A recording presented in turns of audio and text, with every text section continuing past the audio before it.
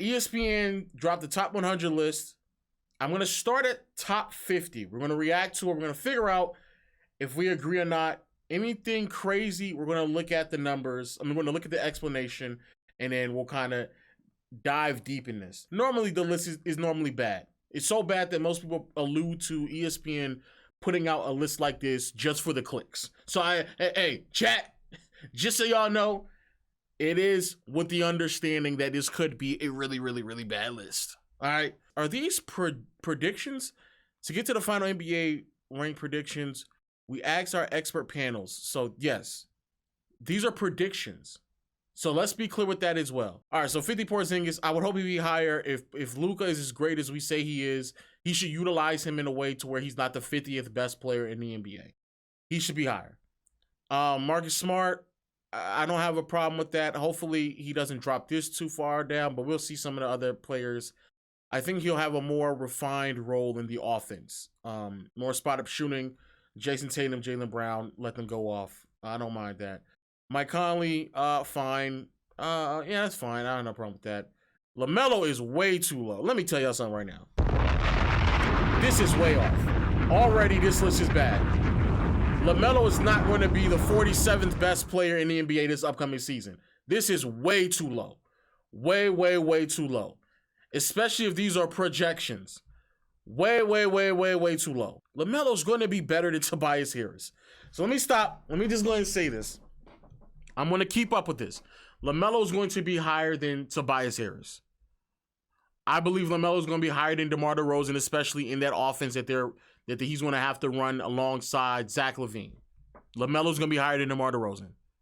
LaMelo's going to be higher than Miles Turner. And hopefully Miles Turner is this good. Miles Turner is a player that we've always been like saying should be better than what he actually is because we see the potential. I hope Miles Turner puts his name in this conversation. LaMelo's going to be better than Kyle Lowry. I can see Kyle Lowry dropping this far just because he's in a new situation, new expectations. I can see that happening. Julius Randle he played at an all-NBA level. All-NBA level last year. Yes, I think LaMelo Ball will be an all-star next year. Julius Randle played at an all-NBA level last year. I don't know if he's going to be. This is pretty low for Julius Randle. As bad as he played in the playoffs, I think this is pretty low. He played at an all-NBA level last year. 22 points, I believe, 23 points, 10 rebounds, like 5 assists. Shot 40% from 3. Crazy. He played really great last year. Michael Porter Jr., another one that I think is too low. I think this is too low for MPJ. The 2018 lottery pick showed his superstar potential last season, averaging 19 points on 44.5%, 3-point shooting, and 7.3 rebounds per game. But why is he not higher, though? If you are projecting him to be higher, if you're projecting him to come out, Jamal Murray's not going to be there, why would he not be higher? Am I missing something, chat? I deadass think Michael Porter Jr. should be higher. Be a legit 20 to 23 point scorer on really good efficiency, playing alongside Jokic, one of the best playmakers in the NBA. At times has the argument to be made that he is the best playmaker in the NBA and one of the best playmakers of all time, giving him open looks. Hopefully he continues to take the steps that are necessary to become a better defender. I think he's higher than 41. Sabonis is where I disagree. I don't think Sabonis is going to be this high. I do not believe Sabonis is going to be this high. Sabonis played really good last year. The reality is that a lot of those players around Sabonis were hurt. Not saying that his numbers are going to be inflated, but I don't see that same production. I just don't. I don't see it. Vucevic, I still think that I like the spot. I think MPJ and I think LaMelo will be better. Pascal Siakam. Damn, they dropped Pascal. Wow. Jeez. Whoa. Sorry to all my Toronto fans out there. Because they just don't believe in Pascal Siakam. Draymond, fine. I think LaMelo is going to be better than Draymond. I think MPJ is going to be better. Nigga, why is Shai at 36? Oh my. Oh. Unless the league is just way more talented than I think that it is, Shai is way too low. If Shai is ranked correctly, this is where I stop MPJ and LaMelo. I think Shai is better than both of those players. Yeah, this is the realm in which I think LaMelo's going to be at. DeAndre Ayton is fine. De'Aaron Fox, maybe the league is just more talented than I think it is. Zach LaVine, yes. Klay Thompson, I do feel like there's about to be a player or two that is a bit too high, but I can see where this is. I can kind of see where this is going. But we're going to continue. John Morant, I like it. CJ McCollum, I think CJ's too high. I think this upcoming season, John Morant will be better. Zach LaVine will be better. Clay will probably be better. De'Aaron Fox will more than likely be better than CJ McCollum this upcoming year. CJ should be closer to like 35 and below. 35 and below is where CJ should be at. But we will continue because the league is probably just more talented than what I think it is. Wow. I'm not mad at it though. I'm not mad at it. It's not as bad as y'all think it is. I'm being serious. It's not as bad as y'all think it is. If you put into context what they're saying, Westbrook's production is going to drop this upcoming season. We're going to see who's ahead of him.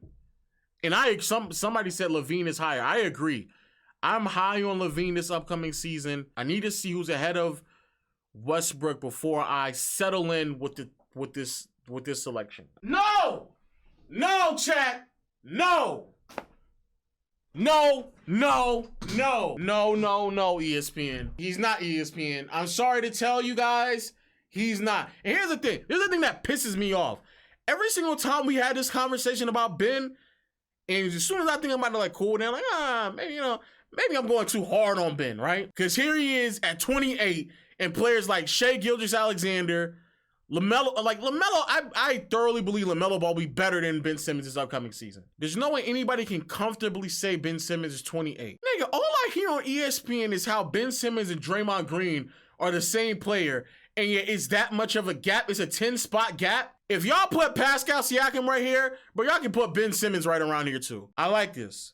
I said this for a while. I think Jaylen Brown this upcoming season will play at an all-NBA level because he nearly did it last year.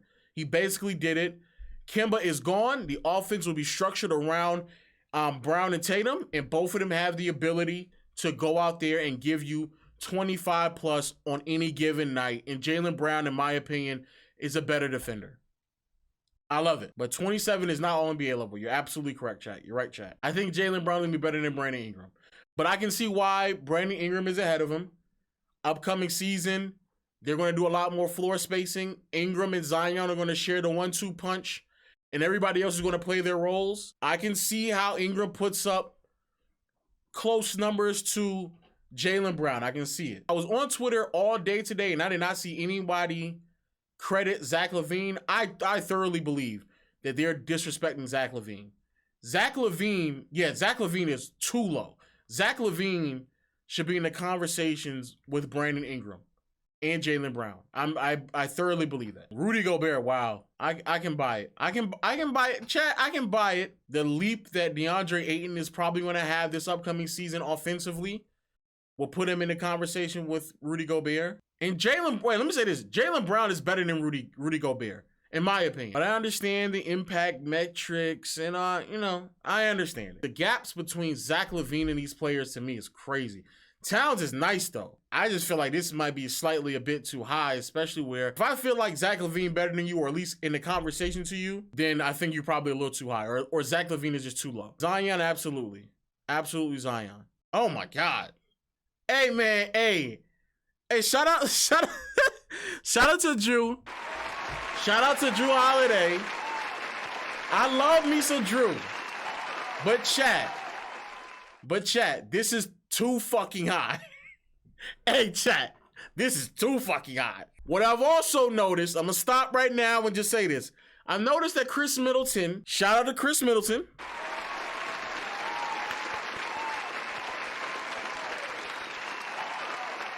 Round of applause to Chris Middleton. But also, way too fucking high. But they're not top 20 players or close to top 20 players, especially when Zach LaVine is that fucking low. Zach LaVine should not be that low. This is making me want to do a Zach LaVine video. Shout out to Bam. I rock with that. I rock with that. Oh. Hey, chat. Hey. They disrespectful.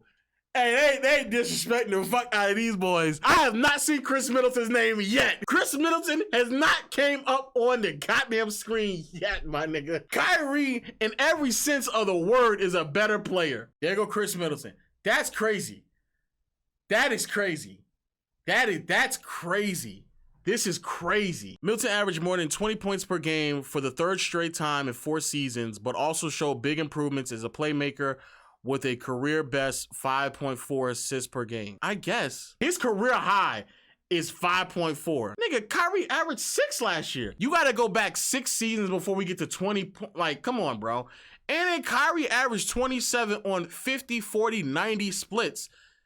The arguments that y'all are making for this man, Kyrie does almost like routinely. What are we talking about? They should have brought up defense, because that right there is probably one of the biggest separators. I'm gonna tell you right now, I think D. Mitch should be higher than Bradley Beal, because I haven't seen him yet, but it is what it is. Shout out to Trae Young, that's fine. Jimmy Butler, I think Butler's a little too high. And the reason why I say that is because he's going to be on a team where there's going to be Butler, Bam, and Kyle Lowry. I think Butler's a little too high. I would put him around the Chris Middleton range, but I don't think Chris Middleton should be this high. I'll have Kyrie over him. Kyrie at 20 is crazy. Kyrie at 20 just doesn't make any sense at all. No cap. This is where I just believe Devin Booker is slightly overrated. I think that as a scorer, Donovan Mitchell has proven that he can do what Booker does and do it more efficiently. I think that Trae Young, even though he might not do it as efficient, he's a much better passer and playmaker for everyone else. And I would actually assume this upcoming season, Trae should be a little bit more efficient because he's on a team where there's going to be a lot more scoring and floor spacing if everyone stays healthy. I don't like Devin Booker this high. I just think I guess it's like similar to Drew Holiday and Chris Middleton, where everyone's like really, really high on them. Wow, Jason Tatum at 14. Jason Tatum will be better than Chris Paul, and that's a fact. Jason Tatum will be better than Chris Paul. I think Chris Paul is way too high, and I love Chris Paul. Chris Paul needs to be, every single time I pass by this shit, I'm just gonna stop and stare at this, because this is crazy. This is where Chris Paul should rank. If Drew Holiday's right here, Chris Paul should be right around 22. PG, I have no problem with Paul George being this high, because I think Paul George is going to play really great basketball this upcoming season, mainly because Kawhi Leonard is not available, so Paul George will be putting up Paul George numbers. I also think that Jason Tatum is around here, but I think this is fair. And then we have Bradley Beal. Bradley Beal is just overrated. This upcoming season, I can see he's going to get a lot of touches. He's going to do his thing. Playmaking is probably going to increase because he's going to be on ball more often. He's going to have more consistent NBA players around him, more consistent, more quality NBA players around him with KCP. Hopefully Kuzma starts to emerge, so he's going to get a little bit more help as well. And I think Bradley Beal's a great player, but not 11. All right, so let's get into this top 10. I'm just assuming that they're saying this because he's going to have to take less responsibility. The crazy part about it, though, is I vividly remember when James Harden was being traded, there was questions if he could fit or not. And we actually figured out he could fit. When healthy, I think this is just too low for Harden. But I do believe it's going to be interesting to see what Harden, Kevin Durant, and Kyrie all look like alongside one another, especially the role that they have on a team with one another. I do want to see what that looks like. Let me drop a bomb on what I'm about to say. What ESPN is saying is, if Kawhi Leonard was healthy, James Harden would not be a top 10 player in the NBA. And I think that is incorrect. But that is what they're saying. Anthony Davis. Wow. I'm gonna hold off on this. But okay. I'm gonna go as far as saying I could even see AD being 10 or 11 before I see James Harden dropping this low. I was about to say we got to get to Dame at some point. I like Dame. I love Dame. I love what he's doing. I just don't think he's better than Harden. If I were ranking players, I would still have Harden over Damian Lillard. Dame being 8. Him being on a team where he has to lead by himself, not by himself, but his next best player is CJ McCollum. His numbers are going to look a little bit, especially his scoring numbers are probably going to look a little bit more gaudier than James Harden.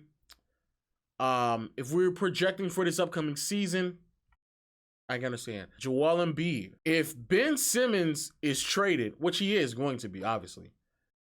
If Ben Simmons is traded, I'm going to be honest with you all, Embiid is probably going to be higher than 7. If we're projecting what's coming up this upcoming year, and you remove Simmons off the floor and potentially replace him with a 3-point shooter, Joel Embiid looks a lot more scarier. Joel Embiid was an MVP caliber player, playing alongside Ben Simmons this past year. Hopefully we're rolling the dice, hoping he stays healthy. I'm not mad at this at all. 6, Nikola Jokic. This is where, again, if you're ESPN and you ranked MPJ that low and you're not projecting MPJ to take the next step, who's carrying the offensive load? Because it would have to be Jokic. Either Jokic is going to perform at a top 5 level this upcoming season, or MPJ is going to be better than wherever they rank them at. Coming at number 5 is Steph Curry. I'm going to be honest with you all. This is disrespectful to Steph Curry. The reason why it's disrespectful is because at number 4, we have Luka. I just don't think Luka is a better player than Steph Curry. This is the same argument that we were having with James Harden and Curry for the past couple of years now. He averages 27, 8, and 8. Oh, like, that's the argument that we were having. Well, Harden has to facilitate and he has to score like Curry does. But when you paid attention to the efficiency numbers, it was not on the same level as Curry. Harden was averaging 39 and 5, 29, 7 and 6. Amazing. Hey, 36, 7 and 6. Hey! But when we looked at how they were scoring, when we put into context how they were playing, even when Curry at that time was averaging fewer points, the rate of efficiency he was scoring was just so unbelievable that it's like, he's better. He's better. Curry last year had a season where he averaged 32 points, 6 assists, 5.5 rebounds, a steal, had a true shooting of 65.5. Curry was nearly as efficient as he was in his MVP caliber season. League average true shooting percentage last year was 57%. Curry was +8 above league average. I don't mind Luka being 5. I can see Luka being 6 or even 7. And ESPN is also telling me that MPJ is not taking a noticeable leap in the right direction. Jokic is still leading that team to a postseason, a top 4 seed in a Western Conference. Bro, Jokic is better than Luka. Jokic is just better than Luka. He's going to be a better player than Luka Doncic. And if you're telling me we're replacing Ben Simmons with a floor spacer, a competent shooting guard, not a 2 guard, but a guard who can shoot, a competent guard who can shoot, and Joel Embiid is scoring at the rate that he scored at, and defending the way he defended, I would also say Embiid will be better than Luka, and that's a fact. That can be up for debate. Luka and Curry, that's not a debate. That's just not a debate. 3 is LeBron James. LeBron can scale anywhere from 1 to 3. To the LeBron fans who are upset at me, I don't care, because I don't have a problem with this at all. Number 2, Giannis, again, have no problem with this. And then KD, obviously number 1. I don't have a problem with 1, 2, or 3. I think those 3 can be switched, interchangeable. I have no problem with them at all. I have no problem with any one of those 3 players.